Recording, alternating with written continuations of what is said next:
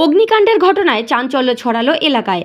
ঘটনাটি ঘটেছে বুধবার রাত আনুমানিক ৮টা নাগাদ উত্তর দিনাজপুর জেলার চোপড়া থানার প্রেমচাঁদগঞ্জ এলাকায়।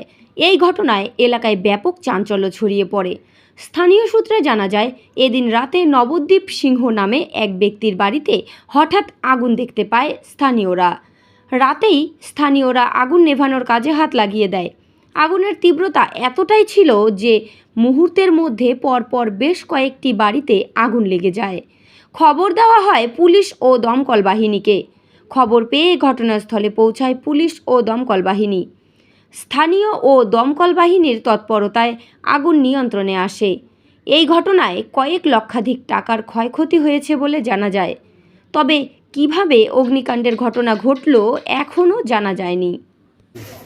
আমরা তো ওইখানে ছিলাম, আমাদের একটা ছোট মোড় আছে প্রেমচাঁদগঞ্জ, ওইখানে ছিলাম। হ্যাঁ, তো ওইখান থেকে হট করে আমাকে একজন ফোন করলো, চিল্লাচিল্লি করে বলতেছে যে ওখানে আগুন লাগে গেছে, হ্যান্ডেলটা একটু ফেলাম।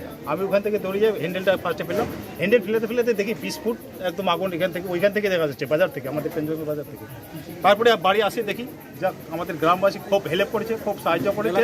হ্যাঁ, এলাকার লোক খুব সাহায্য করেছে।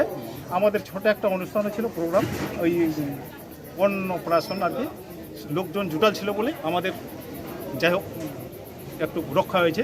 তাও মোটামুটি 3টা পরিবারের ক্ষতি খুব হয়েছে। কি মনে হচ্ছে কীভাবে? আমার তো মনে হচ্ছে যে হয়তো সন্ধ্যা বাতি দিয়েছে নাকি, সন্ধ্যা হয়তো বাতি দিয়েছে, বাতি দিয়ে হয়তো ওই যে আমাদের ছোট একটা প্রোগ্রাম ছিল ওই উনার বাড়িতে গেছে। হ্যাঁ, আমার যতদূর সম্ভব যে ওই যে সন্ধ্যা বাতি লাইন শর্ট হয়েছে, এই দুটার একটা লাইন শর্ট তো হওয়ার কথা না, লাইন যেহেতু অনেকদিন থেকে আছে, মানে সন্ধ্যার বাতি হয়তো দিয়েছে এরকম। আর আমরা ফায়ার ব্রিগেড আসছে, ফায়ার ব্রিগেড আসলো অনেকক্ষণ পরে। আমাদের গ্রামবাসী, আমাদের এলাকার লোক খুব হেল্প করেছে, খুব সাহায্য করেছে।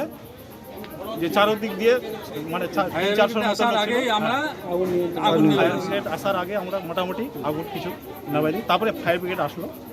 আপনার নামটা? কোন জায়গায় এটা? ধ্রুবচরণ সিংহ জায়গাটার নাম জাম, এখানে প্রেমচাঁদগঞ্জ। ঠিক আছে।